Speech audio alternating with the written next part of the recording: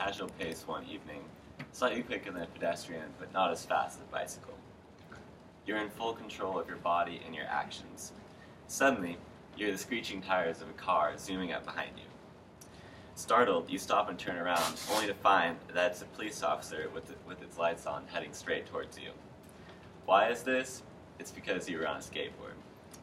Cal Poly does not allow skateboards on its campus, as I'm sure many of you know.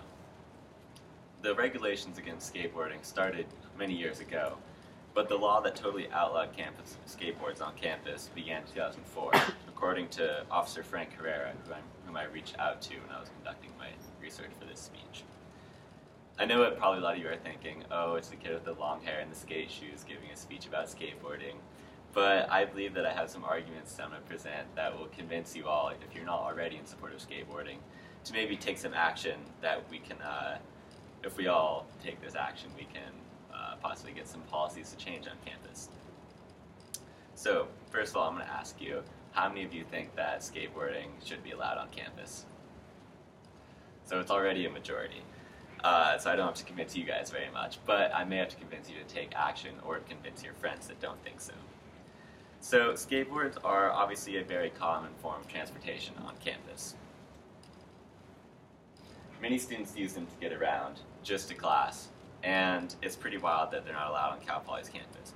Currently, the main form of transportation, if it's not just walking, seems to be bicycles. However, when you compare bikes to skateboards, there's actually a lot of advantages that you can have by riding a skateboard. First of all, skateboards are a lot cheaper than bicycles. The average skateboard will cost under $150 when you buy it brand new, whereas a bicycle can run you upwards of, a lot more money. You know, a used bicycle starts at $150, just to give you an example. Also, the repair costs on a skateboard are much less than a bicycle, as there's a lot less moving parts, and you can do pretty much all the repairs yourself. Whereas a bicycle, you might have to take it to a bike shop to seek someone that's more trained. Also, you don't have to have a bike rack when you have a skateboard. You can just simply carry it with you to class. Whereas a bicycle must be locked, and if any of us ride bikes, I'm sure we all share that pain of when you're running late to class and you have to lock your bike, and it's just one extra step that makes you even more late. So they're even a little bit less handy. Finally, it's much easier to hurt a pedestrian on a bicycle than a skateboard when you're involved in a crash, because when you're on a bicycle, you're generally traveling at a faster speed, and even though you do have handbrakes that you can use, they're less effective because it's harder to change directions when you're on a bicycle and you're heading for an impact, whereas on a skateboard, you can just hop off it, or you just turn to move around, but it's much easier to hop off a skateboard than a bicycle in the event of a crash. So most people feel that they're a little bit safer. In fact, only 8.9 per 1,000 skateboarders are injured, are involved in injuries that require an emergency room visit, compared to 11.5 out of per 1,000 bicyclists that are involved in accidents. Just to give you some perspective, there's over 20 people per 1,000 in football and basketball that are injured and have to require an emergency room visit, according to a PSE research paper that I read. In fact, SLO County leads California in bike deaths, according to a 2014 CalCoast news article. And lastly, those are a couple of reasons why skateboards can be beneficial to bicycles, even though bicycles do have their place. But then I'll also just present the ticket prices for being caught skateboarding on campus. Currently, the first ticket will run you $233, the second ticket is $280, and the third ticket is $458, which is a pretty big amount of money for just simply skateboarding. So, what can be done to change this policy? Well, the reasons for banning skateboarding are understandable. Obviously, we do have some large hills on campus where students can pick up a lot of speed, especially inexperienced skateboarders that aren't aware of how they can control their speed or how to stop easily. Thus, a compromise should be made that will keep everyone happy. Instead of having walking zones, or similar to having walking zones like we do with bicycles in high-density crowd areas, no skateboarding zones can be implemented on campus. So some examples of this would be, we have here the road that goes from Fisher down to our building, Building 38, where we're in, which is currently a no bike zone or a walk your bike zone because there's a lot of people here and it's kind of steep. This could be made into a no skateboarding zone quite easily.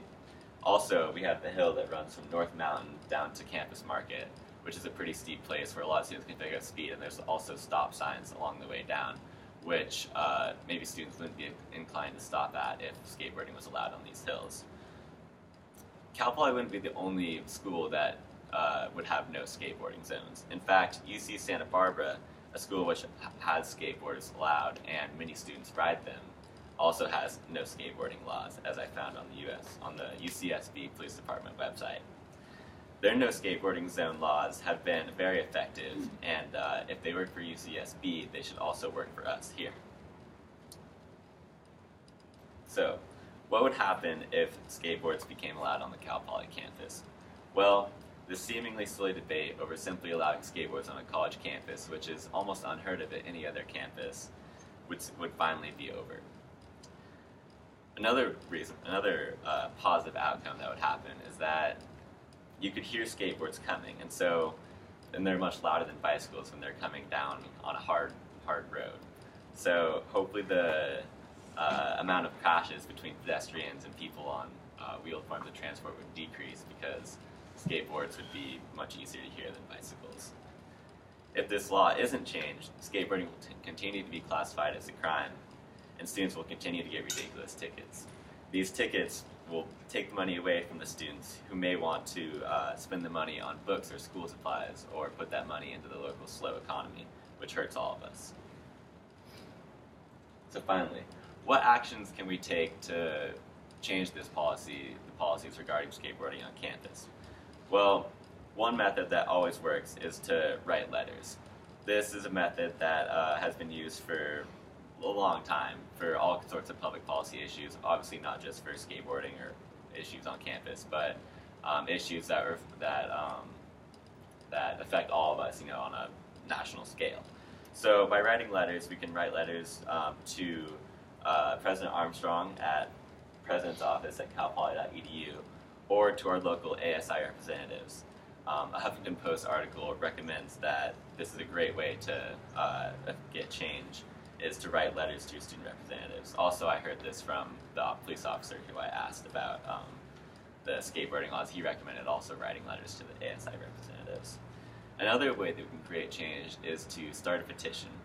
By doing this, we can show that there's a large number of support for skateboarding on campus, and this can be done by setting up a booth in the UU, or setting up an online petition, which can be circulated throughout Facebook and emails and whatnot. We already know, even in this classroom, that there's a majority of support for skateboarding on campus, and in 2014 there was an ASI poll that found that 68% of students actually supported skateboarding on campus. So we clearly have the numbers required to show that there's a lot of student support for this policy to be changed. So I hope that in this speech, if you weren't already for skateboarding on campus, it hopefully convinced you to be, and it also provided you with some ideas for how skateboarding policies could be changed on campus.